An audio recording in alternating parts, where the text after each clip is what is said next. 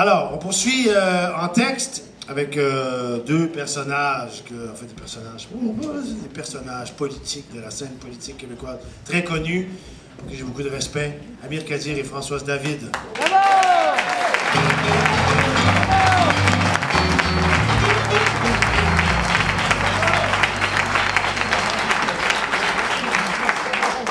Bonjour tout le monde et merci beaucoup aux artistes, les vrais, là, nous, qui ont organisé cet après-midi, cette soirée. Moi, ça m'a rappelé quelque chose. Bon, je vais un petit peu trahir mon âge. 1970, la nuit de la poésie. Ouais! Bon, ça fait du bien de se rappeler des belles choses. Alors, j'ai eu l'audace d'aller retrouver l'un des plus beaux poèmes jamais écrits sur la lutte qui dure depuis des centaines d'années, finalement, pour la protection et le développement de la langue française. Vous aurez deviné sans doute que je vais essayer de rendre moins bien que Michel Lalonde, mais assez pour vous intéresser, le poème Speak White. Et ça m'a permis à moi de le retrouver, ce poème, de le lire, le relire, le réentendre. Aussi, il y a un petit film de Julien Poulin et Pierre Falardeau qui nous le montre. Allez voir ça, c'est vraiment bon. Ça m'a permis de me dire, OK, on a fait des pas, c'est clair, la loi 101 et tout, mais en écoutant le poème, vous verrez que, bon, il y a des choses qui sont un peu pareilles. Alors, on continue de se battre. L'autre idée extrêmement intéressante du poème, c'est que vous savez, dans le fond, toutes les langues au monde peuvent aimer ou détruire, peuvent conduire à la guerre ou à la paix. Moi, je fais le pari qu'au Québec, on va protéger, développer la langue française pour dire en français des mots comme paix, justice et liberté. Bravo!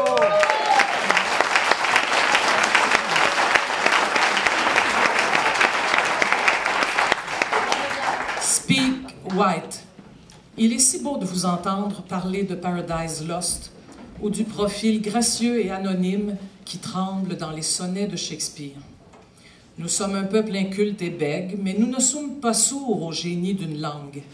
Parlez avec l'accent de Milton et Byron et Shelley et Keats. Speak White. Et pardonnez-nous de n'avoir pour réponse que les chants rauques de nos ancêtres et le chagrin de Néligan. Speak White. Parlez de choses et d'autres. Parlez-nous de la Grande Charte ou du monument à Lincoln, du charme gris de la Tamise, de l'eau rose du Potomac. Parlez-nous de vos traditions.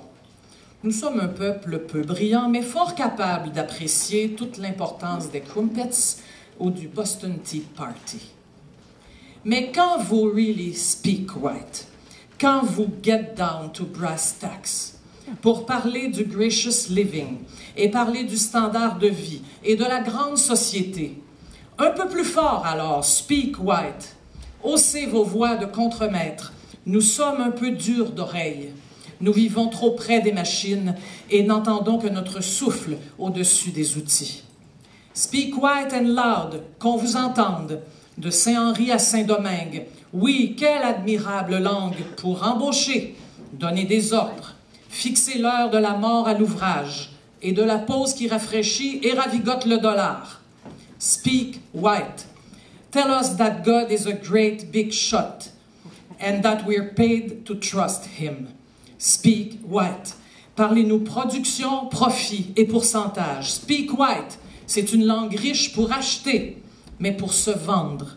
Mais pour se vendre à perte d'âme. Mais pour se vendre. Ah, speak white. Big deal. Mais pour vous dire l'éternité d'un jour de grève.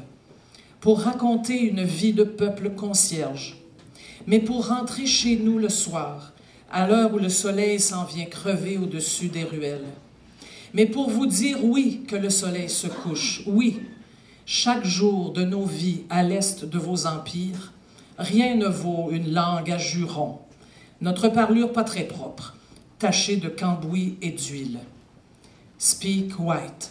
Soyez à l'aise dans vos mots. Nous sommes un peuple rancunier, mais ne reprochons à personne d'avoir le monopole de la correction de langage. Dans la langue douce de Shakespeare, avec l'accent de Longfellow, parlez un français pur et atrocement blanc, comme au Vietnam, au Congo. Parler un allemand impeccable, une étoile jaune entre les dents. Parler russe, parler rappel à l'ordre, parler répression, speak white. C'est une langue universelle. Nous sommes nés pour la comprendre, avec ses mots lacrymogènes, avec ses mots matraques.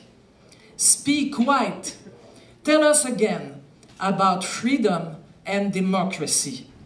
Nous savons que liberté est un mot noir, comme la misère est nègre, et comme le sang se mêle à la poussière des rues d'Alger ou de Little Rock. Speak white. De Westminster à Washington, relayez-vous. Speak white comme à Wall Street, white comme à West. Be civilized. Et comprenez notre parler de circonstances quand vous nous demandez poliment « How do you do? » Et nous entendez vous répondre « We are doing all right.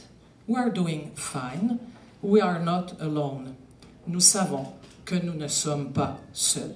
Merci.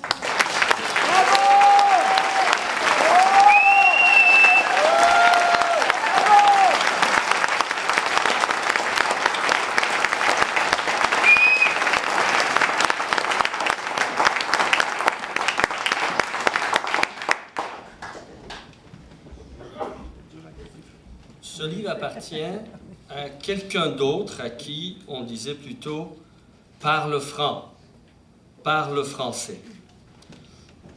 À la différence du speak white, telle une injonction pour mieux exploiter, pour mieux soumettre, pour mieux assimiler, cet appel à celui à qui appartient ce bouquin a fini par trouver un chemin à son cœur, c'est-à-dire à le séduire plutôt qu'à le détruire, à faire en sorte que finalement, en tentant de parler un peu franc, il a transmis quelque chose à son fils, c'est-à-dire moi, qui est la langue française.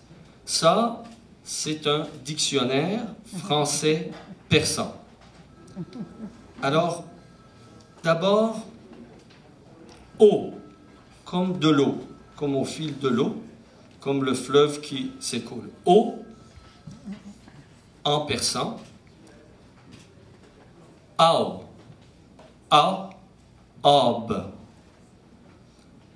qui vient de l'eau, qui est humide, abi,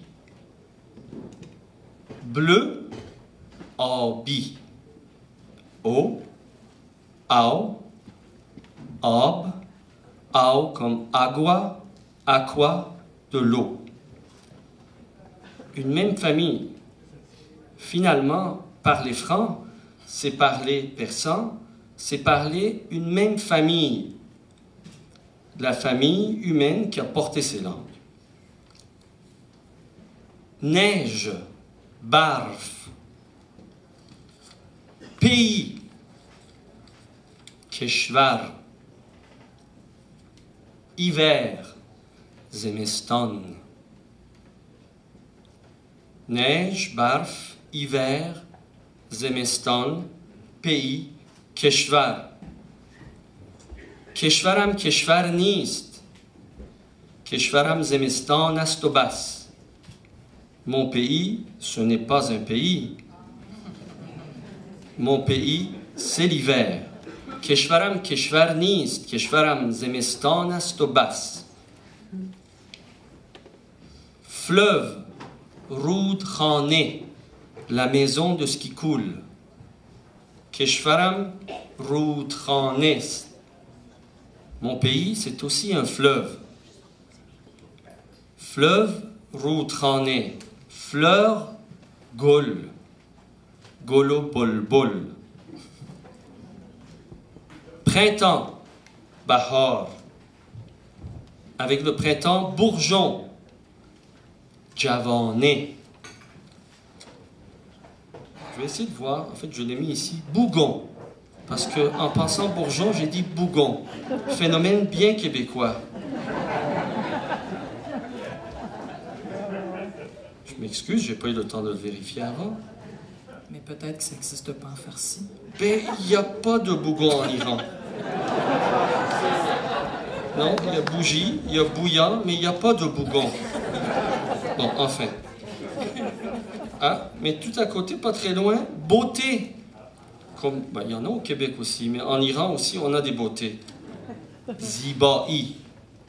Ra'na, parce qu'il y a des synonymes. Ziba, Ra'na. Équilibre. Son. Visage. Ruh. Beau visage, beauté. Ruhsan. Ruhsana. Roxana. Roxane. Ruhsan. Mais c'est la même langue. C'est la même famille. C'est le même peuple.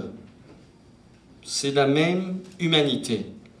C'est donc une langue, la langue franche, qui nous lie. Je fais un retour en arrière. Il y a à peu près une cinquantaine d'années, ou maintenant 60 ans, les Américains sont rentrés en force en Iran, après un coup d'État. Avant, il y avait les Britanniques, mais sous le règne britannique, étrangement, les écoles étaient modelées suivant le modèle républicain français. Donc, la seconde langue apprise dans les écoles en Iran à partir du secondaire, c'était le français. Et c'est là que mon grand-père a acheté ce dictionnaire, en fait rapaillé de toutes sortes de manières. Ici, là, je vous montre un peu le résultat. Il manque des pages, donc peut-être c'est pour ça qu'il n'y a pas de bougon, je ne sais pas trop. Un dictionnaire qu'a porté sur soi mon père, qui a appris le français un peu.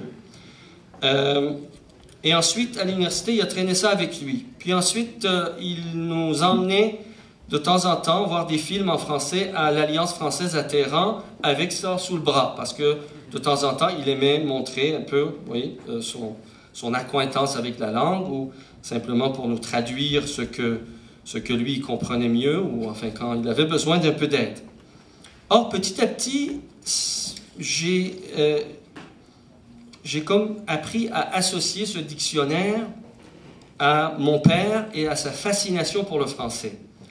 Cet appel que cette langue avait fait de lui. Et quand je réfléchis au titre de cet événement, de ces 12 heures de chansons, d'humour, de poésie et d'incantation, c'est-à-dire « J'aime ta langue dans ma bouche », je me suis rappelé que mon père aussi me parlait beaucoup du français. En fait, mon père me parlait du Québec, l'endroit bizarre où on a des gratte-ciels comme à New York, mais étrangement, les gens se parlent en français. En fait, c'était une douce illusion, parce que quand on est arrivé ici au début des années 70, un peu à l'ouest de Saint-Laurent, c'était un peu difficile de s'exprimer en français.